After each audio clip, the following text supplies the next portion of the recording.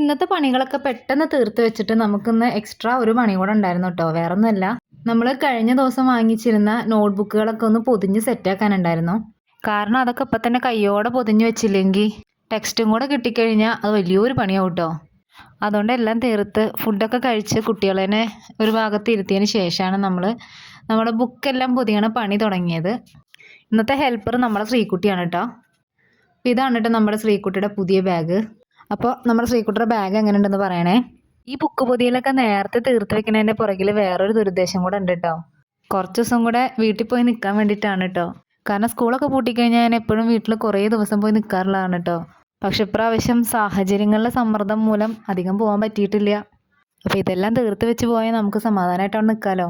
ശ്രീകുട്ടിയുടെ official name പുണ്യശ്രീ എന്നാണ്. ദേവുട്ടൻ്റെ official name ഏകശ്രീ എന്നാണ് കേട്ടോ. എനിക്ക് എഴുതാനും വരയ്ക്കാനൊക്കെ ഭയങ്കര ഇഷ്ടമാണ് കേട്ടോ.